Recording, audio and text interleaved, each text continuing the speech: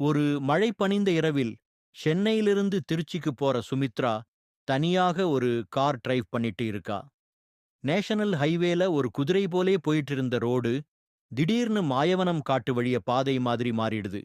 GPS signal miss ஆகுது.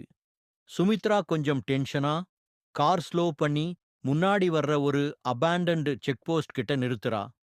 Check போஸ்ட்ல ஒரு பெரிய வார்னிங் போர்டு, மாயவனம் தடை செய்யப்பட்ட காடு, உள்ள போகாதீர்கள்.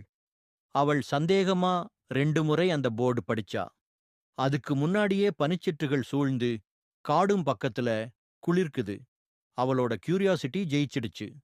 ஒரே ஒரு பார்வை மட்டும் பாக்குறேன்னு சொல்லிக்கிட்டு கார் பார்க் பண்ணி ஒரு டார்ச் எடுத்துக்கிட்டு அவள் காட்டுல நடக்க ஆரம்பிக்கிறா. 10 நிமிஷத்துல அவங்க வெறும் சைலன்ஸ், பச்சை மரம் அண்டின ஒலிகளை கண்டுபிடிக்கிறா. பட் அந்த நேரத்துல அவள் காதுக்குல ஒரு குலுங்கும் சிரிப்பு கேக்குது. யாராவது இருக்கீங்களா? அவள் கூப்பிடுறா.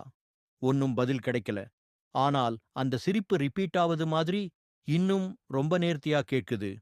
மெல்ல அவள் ஒரு சிவாலயத்து முன் வருவாளாம். அந்த இடத்துல ஒரு சிவலிங்கம் இருக்குன்னு தெரியும். ஆனால் அதன் மேல் குருதிய புள்ளிகள்.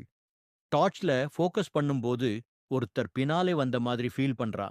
அவளும் 2 தடவா திரும்பி பார்த்தா யாரும் இல்ல. ஆனால் ஒரு குளிர்ந்த காற்று ஒட்டு மாதிரி.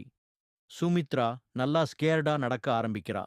அவள் வேகமா திரும்ப போகிறான்னு இருந்தா திடீர்னு ஒரு மரம் கீழே விழுது. அவள் பயந்துட்டு அந்த சிவாலயத்துக்கு ஓடுறா.